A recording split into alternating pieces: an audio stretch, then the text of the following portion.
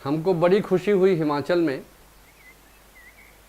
एक परिवार में थर्ड जनरेशन का एक बच्चा हाईली क्वालिफाइड, क्योंकि उस परिवार में मैं देखा कि अगले उनके समस्या देखी, अगली जनरेशन हमारे सेब के बगीचों का क्या करेगा, अच्छे सेब के किसान हैं। जब उनका ग्रैंडसन से मैं पूछा कि तुम क्या करोगे बेटा, तो बोलता है मैं बाबा जी की मदद करूंगा। हमको बड़ी खुशी हुई। ये खुशियां अगर हर किसान परिवार में शेयर होने के लिए तैयार हो जाए, वो ये तब संभव है जब पढ़ा लिखा नौजवान लड़का लड़की ये महसूस करे उस धंधे में मैं जा रहा हूं, मैं सुरक्षित हूं। चूंकि देश के सरकार के सहयोग के बगैर और देश की प्लानिंग में किसान की भी प्लानिंग आने बगैर उनकी आर्थिक अवस्था में सुधार नहीं हो सकता। इसलिए गंभीर चिंतन का विषय है आज,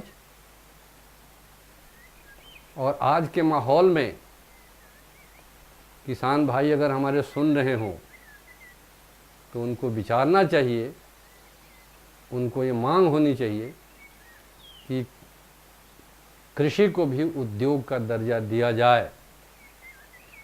अगर मांगना है कुछ तो उनको ये मांगना चाहिए, तब उनके भाग्य का निपटारा होगा। तब जो 30 से 40% आबादी कृषि पर निर्भर होगी वो सुखी रहेगी, आराम से रहेगी। वो भी कार पर चल सकते हैं, वो भी इच्छा हो तो घर में एसी लगा सकते हैं, उनका भी बाथरूम शहर जैसा हो जाएगा, उनके भी बच्चे अच्छा एजुकेशन पाएंगे, उनकी भी महिलाएं अच्छे कपड़े पहन सकती हैं, उनके भी खेत में अच्छे खेती के साइंटिफिक इंस्ट्रूमेंट पहुंच जाएंगे। और तब जो उनका प्रोडक्ट है, फसल है, वो उनमें अवश्य आएगा कि हम इसको सीधे क्यों बेचेंगे, गेहूं क्यों बेचेंगे, हम दलिया बचा क्यों नहीं बेचेंगे, हम मैदा क्यों नहीं बेचेंगे, हम सूजी बना के क्यों नहीं बेचेंगे। उनकी कोऑपरेटिव होगी। अगर फल है तो उसे हम जैम बनाएंगे, बहुत सारा सरप्लस फल बेकार चला जाता है। सब्जियां हैं, मैं देखा हूँ सब्जी उत्पादन करने वाले क्षेत्र, जब टमाटर 40 रुपये किलो बिकते बिकते बिकते बाजार में 2 रुपये किलो को पहुँचता है, तो किसान तोड़ के बाजार में 2 रुपये किलो बेचने जाएगा, उससे अच्छा होगा तोड़ता नहीं। उसका क्या होगा? किसान का नुकसान ही नहीं है, देश का नुकसान। उसको दूसरे फिनिश प्रोडक्ट में अगर हम पैदा करने का तरीका उनको दे दें किसानों को, बजाय सब्सिडी देने करके उनकी आदत खराब करने के, उनको सुविधा दीजिए कि उनकी फसल की ठीक कीमत मिले, उसमें साइंस टेक्नोलॉजी का प्रयोग। इसलिए एग्रो इंडस्ट्री को बढ़ावा देना पड़ेगा और किसान मजबूर नहीं हो फसल पर तुरंत फसल बेचने के लिए और उसी को उसी रूप में बेच देने के लिए। धान की फसल है, भूसी को ब्रान ऑयल के लिए बेच सकता है, कोऑपरेटिव में ब्रान ऑयल, धान के भूसी से तेल निकालने के लिए मशीनें लग सकती हैं। इसका लाभ किसान को मिलेगा। उस पर 20% पॉपुलेशन हमारा जी सकता है। तो जो हमारे देश के सामने बेकारी की समस्या है, इसके समाधान में कितना बड़ा एग्रीकल्चर अपना रोल प्ले कर सकता है। तीसरा, Agrico industry, agro industry, Agrico के बाद एग्रो। खेती करने के लिए बहुत सारे औजार की आवश्यकता पड़ती है। ट्रैक्टर के अलावा भी ट्रैक्टर के बहुत सारे इक्विपमेंट्स, फावड़ा है, हंसिया है, बहुत सारी चीज़ें हैं खेती की, उसको पैदा करने वाली इंडस्ट्री। इस पर हमारा 20% आबादी का इस पर भी खप सकता है।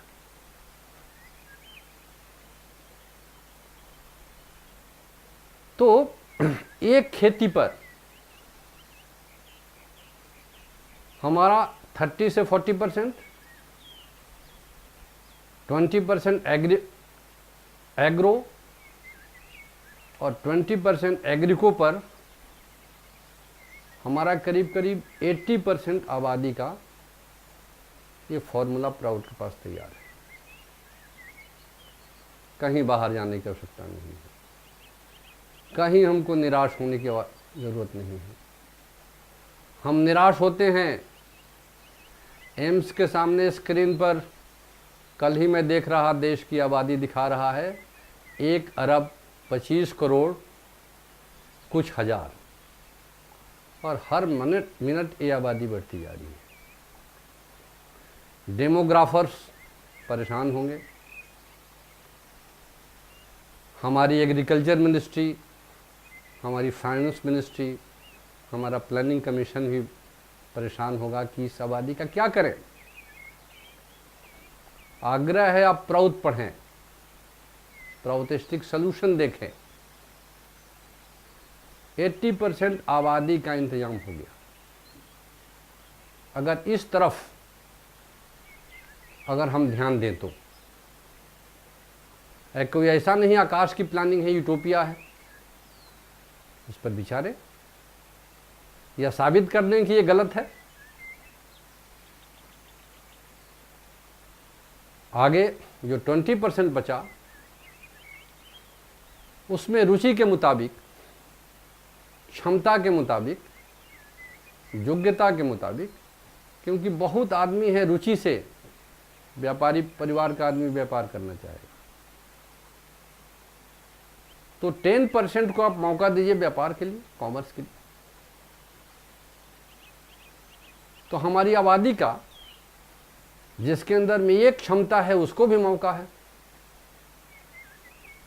उसमें वो खप जाएगा 10%। बाकी जो 10% है हमारा खूब पढ़ा लिखा आदमी जो नौकरी खोजता है, सरकारी नौकरी, वाइट कॉलर जॉब, उसमें 10% लग जाएगा, हमारे कहीं भी अनएम्प्लॉयमेंट नहीं रहेगा। नहीं तो आज कहीं एक पोस्ट हो 20,000 आदमी का एप्लीकेशन होता है, क्योंकि हमारे नेशनल लेवल पर कोई इस प्रकार की प्लानिंग नहीं। जो पढ़ा आदमी रोजी की खोज में नौकरी खोजता है।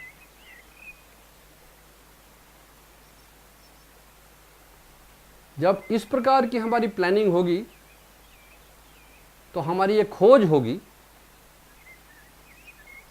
क्योंकि फिर इस खोज में अगर हम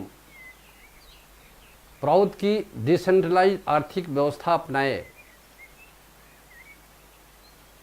तो इस देश में ही इतनी क्षमता है कि नई नई खोज करके हम नई दिशा अपने देश में चीज़ें जो पैदा हो रही है उसको दे सकते हैं। जैसे केरल में नारियल बहुतायत से है समुद्र के किनारे, क्वायर इंडस्ट्री को नई दिशा मिल सकती है, उसे नई नई चीज़ें हम पैदा कर सकते हैं। जो इलाके मक्का के हैं,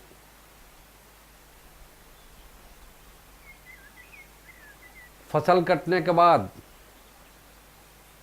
उसके पौधे को पेपर इंडस्ट्री में सप्लाई करके कार्डबोर्ड, लो ग्रेड का पेपर उससे बन सकता है।